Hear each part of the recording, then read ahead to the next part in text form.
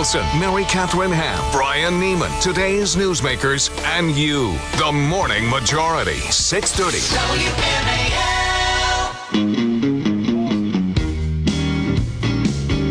7:07 on WMAL. It's Brian Neiman, Mary Catherine Ham, Brian Wilson. Coming up on this show later this hour, Jake Tapper, ABC News senior White House correspondent, will join us at 7:36. We've got Mike Flynn from BigGovernment.com to join us at 8:05. Obviously, the website that broke the story about Anthony Weiner.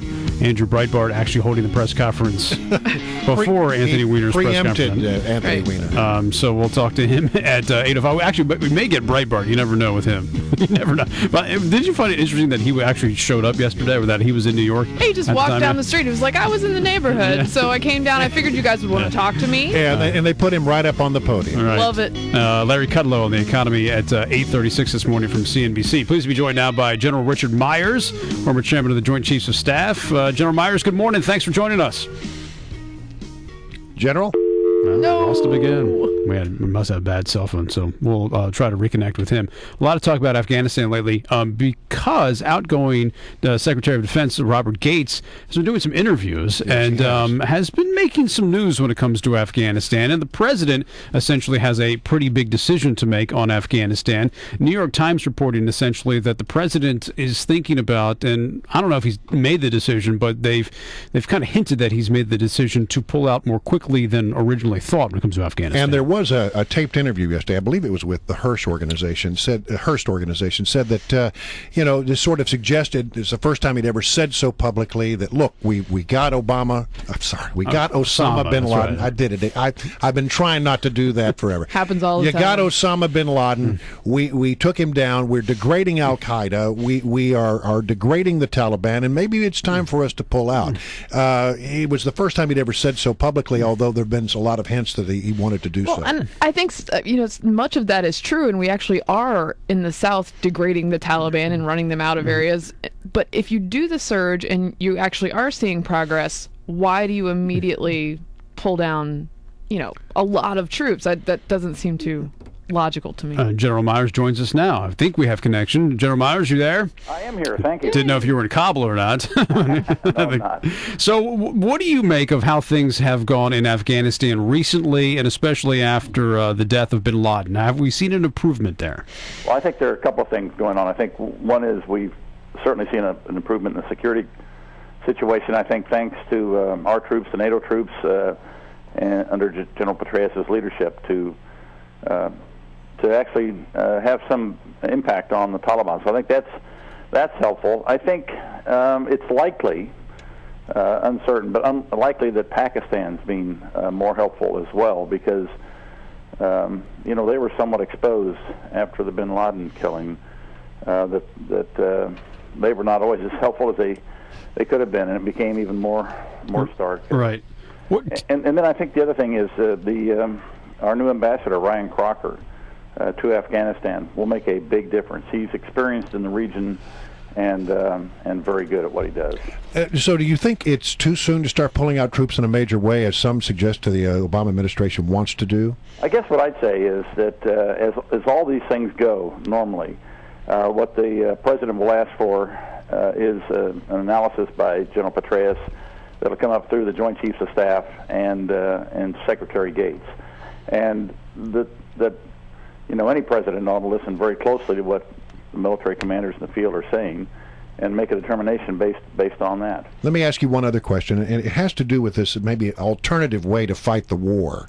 I've seen some articles out there that suggest maybe one way to go at this better is to pull out the massive troops we have there, but then to rely more in a greater way on the SEAL teams, on the asymmetrical warfare, on the drones. So you don't have a lot of targets out there, but you have very, very, very sharply targeted ability to go after small pockets of Taliban when you find them. Well, I think you can do some of that, but I think part of the General Petraeus' strategy over there was to fight and hold territory, rid the territory of the Taliban, give the local population some sense of security, and then provide the sort of services that then would make that local population more loyal, perhaps, to a central government and so forth. So I think you can do some of that. I don't know, and I wouldn't claim to be the expert here. I think you have to listen to General Petraeus and the other forces that are in country, we're going to need a pretty good force just to continue training the Afghan security forces. That's been the heart of our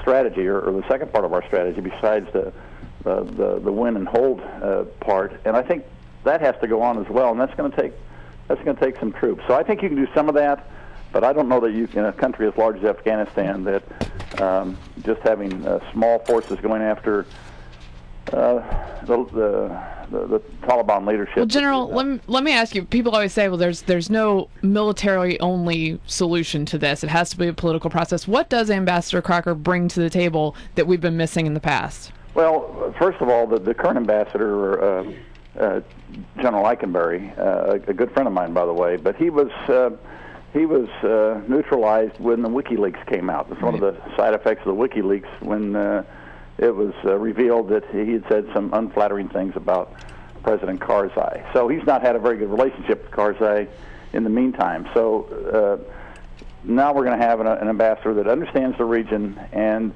understands how to work with people like President Karzai, like the folks in his government. He probably actually knows some of them reasonably well. And I think what he'll bring is credibility to the position, and perhaps can establish some trust that allow him to be effective in sort of nudging the Karzai government to do the right thing. In order to win wars, you have to have the support of the American people and the support of Congress. Obviously, the support from the American people is slipping right now when it comes to being in Afghanistan, and I think the same would be said for support in Congress. If that is the case, does that mean that there needs to be a quicker or a more decisive decision to either get in or get out when it comes to Afghanistan? Well, American people are traditionally impatient when it comes to these things. Yes. And sometimes for good reason. But it wouldn't be the first time that America has left a conflict early and went very close to success. And here, success, of course, is up mainly to the Afghan people, but NATO and American forces. Well, I was going to ask you about that, if I could just follow up on that. I think people understood Iraq, and they understood the surge and what the goal was, which was essentially to get the Iraqi police force, the Iraqi army, up and running so they could protect their own country. I don't know if necessarily there has been a strategy ever really articulated to the American people about what is winning in Afghanistan and what is success. Well, and when you mentioned the will of the American people, certainly the Taliban have the will. Certainly the Al Qaeda have the will. So, if we're going to be successful overall against terrorism, we've got to have the will too. And it's going to take some time. And I think the person in this country that has to articulate that would be primarily the president, and then of course Secretary of State, Secretary of Defense. But the president needs to explain to the American people why it's important we're there. And from time to time, President Obama has done that. One last question I have is, how much of this is being driven by politics and how much of this is being driven by good military strategy, in your opinion? Well, I'm not inside the government, so I don't... Well, but you're a man with a great deal of experience. I mean, you were the chairman of the Joint Chiefs of Staff. You understand this kind of strategy. I think our listeners would really appreciate sort of getting the straight sense of it from you. Well, is this politics or is this good military strategy? No, I think it'll be, probably in the end, it's always a blend of the two. But let me just say that the decision to go after bin Laden showed great political courage, I think, by President Obama.